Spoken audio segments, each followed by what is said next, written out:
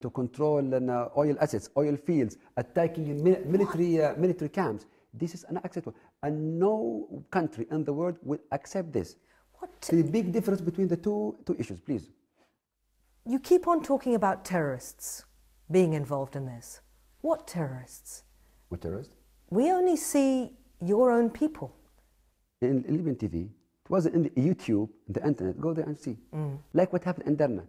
Have you seen those terrorists executing the people, dozens of people, hanging them on the bridges, burning them? You see them. They are filming themselves and broadcasting. It's not my video. It's the YouTube. Today it was Libyan TV. Well, what about the issue of outsiders who have been brought into this country, but brought in by your government to fight your own people? The mercenaries that you've brought in to augment the forces you have. Give me one evidence. We've seen Show me one mercenary. They've been interviewed. They've been interviewed. They're in the newspapers. Their photographs are in the newspapers. You talk about YouTube. Their identity cards are on YouTube. This is well done. You've had two senior airline figures resign because they didn't want to fly them into your country.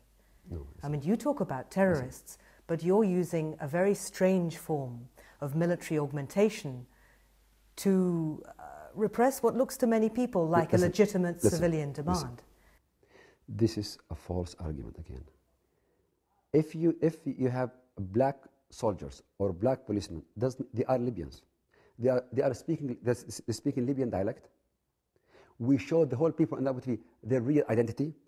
We interview their families. They are well known. Half of the Libyan population is black. Our ex-foreign minister is black. Our defense minister is black. This is discrimination. Not because they are black, it means they are not Libyans. Excuse me, we don't accept that. They are Libyans. We are not using mercenaries. Full stop. Can I quote someone to you? Someone who you know. The Prime Minister of Turkey, and Turkey and Libya are very good and old friends, said, "It's not possible for any administration who perceives their own people to be a threat to stay in power for long." You understand what he means. You can't bomb your way back to a happy population. You can't police your way to democracy. You can't force your people to like you if they don't like the regime anymore. Listen, first of all, you are not Libyans. If you want to know the public opinion, I told you many times, go to the ordinary people. Ordinary people.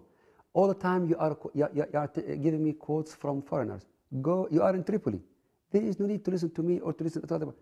Go to the Libyan citizen. Go to the people here. Take a random sample and ask them. Plus, first of all, big difference between people who are peaceful demonstration. People want democracy. They want a constitution. They want freedom, and the armed militia. In Turkey, what happened? How did they deal with the Kurdish militia?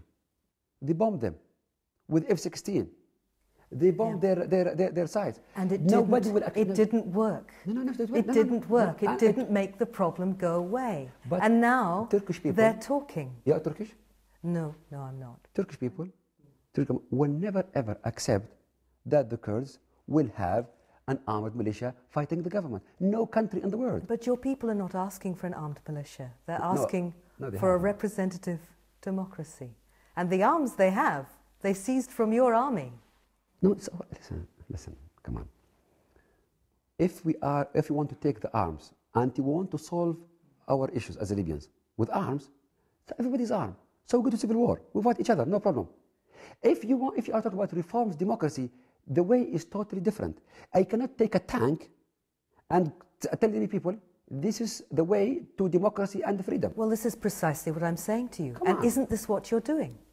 This is precisely what you're doing. We, the Libyans, we don't accept that 100 people, 200 people, 300 people take the whole country as a hostage. Do you really believe it's only 300, 200, 300 people who are doing this? Do you really believe the numbers involved are that few? Because you're an educated man, you're a well-informed man.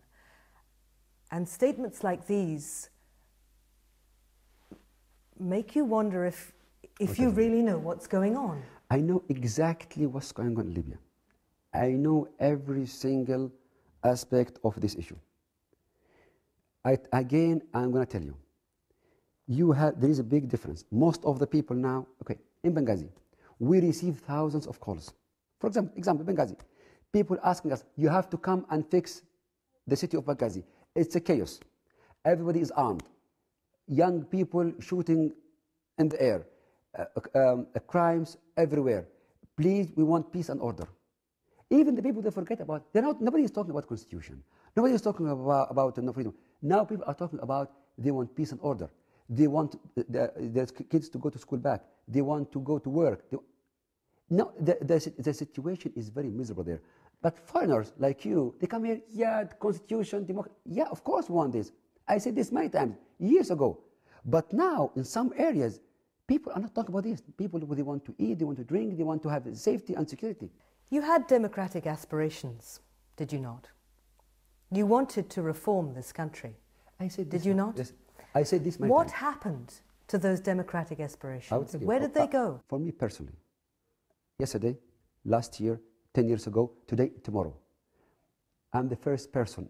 I'm for all of them. I'm the first person. 10 years ago, I said, we need constitution. We need more freedom. We need democracy. We need election. I said this many, many times. But now... But it didn't happen. Yeah, okay, and now you have an uprising on your hands. No, it's not uprising.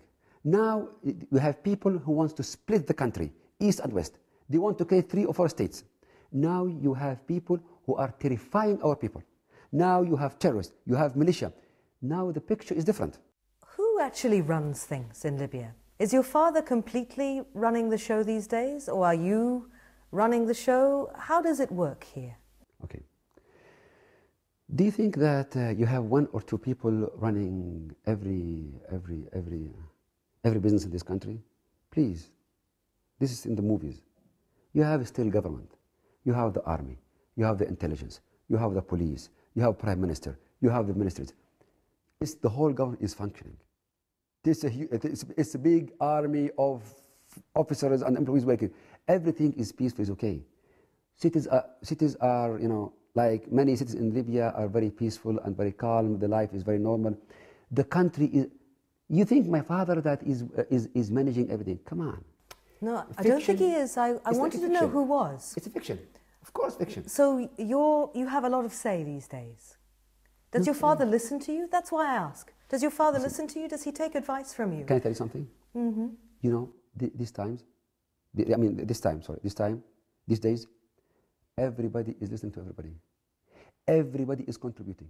You know, my phone, my private number, I'm receiving every day hundreds or even thousands some days of calls and SMS from anonymous people. Everybody is involved now. Every Libyan, because everybody feels that there is a real threat against him, against his family, against his country. This is a national